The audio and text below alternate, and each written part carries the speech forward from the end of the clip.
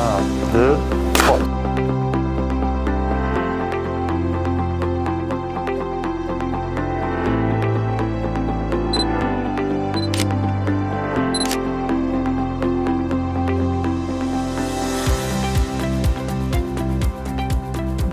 Est-ce que tu vis le fait d'avoir été au jeu comme un aboutissement ou pas du tout?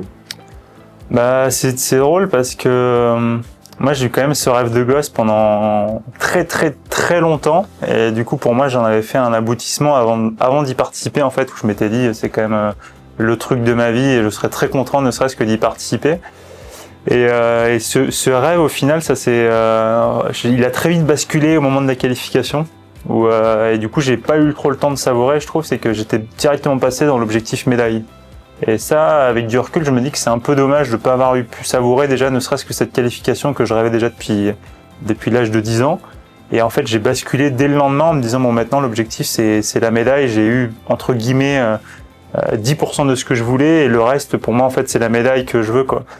Et du coup, c'est avec du recul après les jeux, je me suis dit, au final, t'as pas savouré ton rêve que tu rêves depuis X années, quoi. Donc je suis pas fier de moi dans le sens où voilà, j'ai tellement rêvé de ça, et au final, ce rêve s'est dissipé dès le lendemain de la qualification, quoi. Et vous, prêt à y retourner pour 4 ans, parce que c'est quand même un truc. Le fait de pas avoir été sélectionné, je pense que ça met un gros coup dur quand on était déjà dans le top niveau comme vous avez été. Et à pouvoir prétendre à justement cette qualification. Le fait d'y retourner, ça a jamais été un doute, ou vous avez quand même... Ah si, il y a eu un doute. Ouais, toi t'as réfléchi. Ouais, moi j'ai réfléchi longtemps. Ouais. Parce que c'est quand même 4 ans et c'est long. Hein. Moi j'ai réfléchi, nous on avait fait le choix de faire une grande pause après les Jeux. Parce que moi j'avais besoin de boucler mes études aussi, et d'avancer sur d'autres domaines. Les premiers mois, quand tu te remets à une vie à peu près normale, où tu vas bosser à 9h, le soir, t'es tranquille et tout, t'y prends goût. Et en fait, au bout de 2-3 mois, il me manquait vraiment. Ouais. Tu te dis, en fait, ouais, c'est pas facile tous les jours de faire de la voile, mais c'est tellement kiffant que t'y retournes assez vite quand même. Pour moi, le truc qui a fait la différence, c'est que cette expérience-là, pour moi, elle est maintenant. C'est-à-dire que je peux pas la reprendre, on va pas la reprendre dans 15 ans. Dans 15 ans. Ouais. Et du coup, elle est maintenant. Et ça me rappelait aussi que ça va tellement vite et c'est tellement maintenant que faut s'y mettre.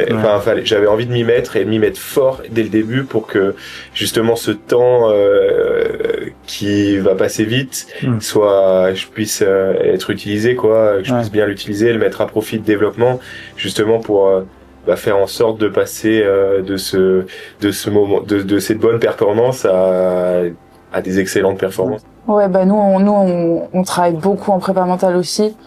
On le fait autant en individuel qu'en collectif, parce qu'en fait tu te rends compte que si le duo il est pas... En fait, il faut que les individus soient à fond pour que le duo marche, mais il faut aussi bien se comprendre entre nous, parce que c'est pas forcément inné de comprendre l'autre. Mathis, toi? On a fait juste Mathis et moi, et des fois intervention avec le coach. Ah oui, ok.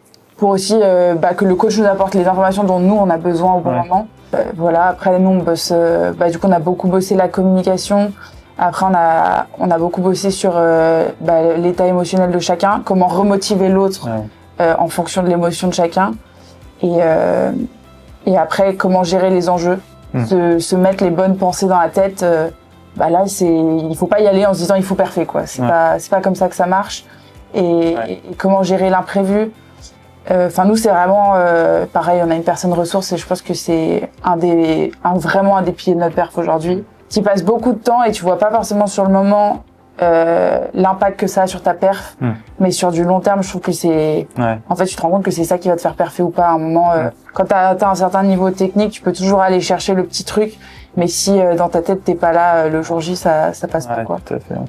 Ouais, exactement. Donc, Et comment tu vis le fait que il prépare l'arrivée d'un bébé et tout? Écoute, tout d'abord, je suis vraiment super content pour lui, parce que c'est un truc déjà qu'il voulait ensemble avec sa compagne depuis un moment, donc je trouve ça vraiment chouette, c'est une belle aventure.